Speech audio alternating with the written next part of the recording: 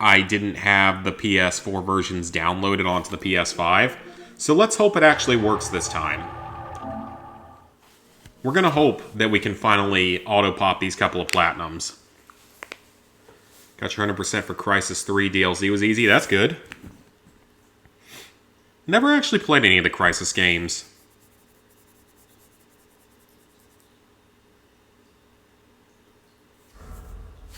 Alright. Convert the save data. Hey, it's gonna work.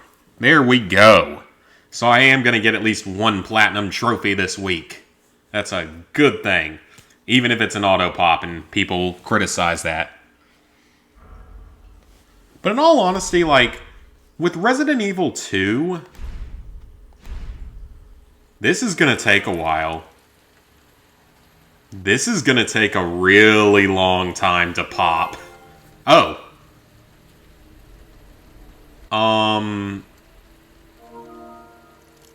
Hold on. Does it only show the platinum now? Did they change it?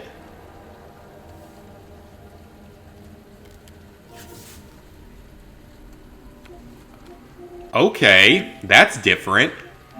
I thought they showed every single trophy unlocking, but apparently they don't do that anymore. Hey guys, it is NCSFan001 here for the road to my 623rd Platinum Trophy.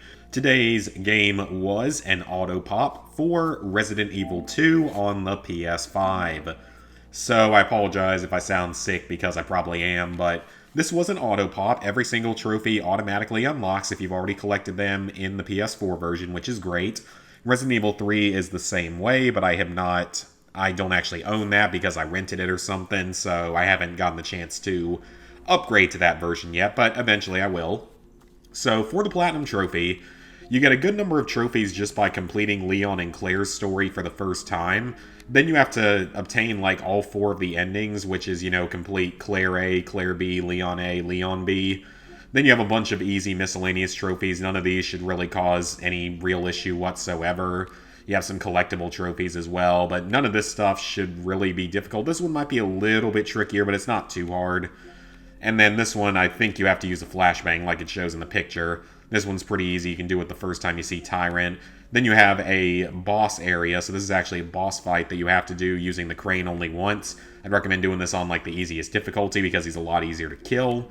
This is a collectible type. These are technically a collectible type. This is during the Ada segment and the Sherry segment. The Ada segment isn't really too bad, especially if you're on a lower difficulty. But this one is a little bit trickier. From what I remember, that time limit's actually pretty tight.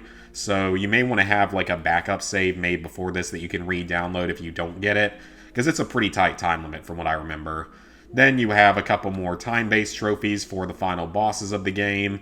None of this is particularly hard because, for those of you who don't remember, this game actually allowed you to purchase a selection of, not upgrades, but like rewards that you would normally get from beating the game and completing certain objectives within it. And that would include an infinite rocket launcher. And that made the main game stuff, honestly, very, very easy, because you can just run through on the hardest difficulty with the rocket launcher, the infinite launcher, and be fine. You got some collectible trophies. You have to finish the game on hardcore. You also have to get an S rank. But again, all of these are very easy if you just use that purchasable item rewards, and you're going to be good to go. You have to complete the game without healing, which I don't really remember what the best strategy for that one was. Without opening the item box isn't really too hard. You just have to be kind of careful with your inventory space. This one's not too hard. And then you have to complete the 4th Survivor, which is typically considered to be the hardest part of the Platinum if you are using the in-game rewards. Because it's not particularly hard. It took me less than 10 tries to get it, so... And I'm not that great at the game. Maybe I just got a lucky run, but it wasn't too bad for me. Now, as for the Ghost Survivors, this was one of the DLCs. The raccoons are found throughout all the missions, and completing the training mode version of the first 3 missions and getting all the raccoons in them is pretty easy. And then the last couple raccoons are in the final scenario. This is definitely the hardest trophy in the entire game, because the No Way Out scenario without training mode is actually pretty tricky because you have to kill 100 enemies in a very confined space with limited supplies. That one was a little bit annoying. It took several tries to get through. And then finally, there's another trophy that was just meant to be basically a tie-in to Resident Evil 3 when they announced that it was getting a remake. This is just in the gun shop, I believe it is. You just read the letter and you get the trophy. Easy enough. So yeah, if you already completed the game on PS4, then you can just auto-pop the whole thing onto PS5 as long as you still have your save file.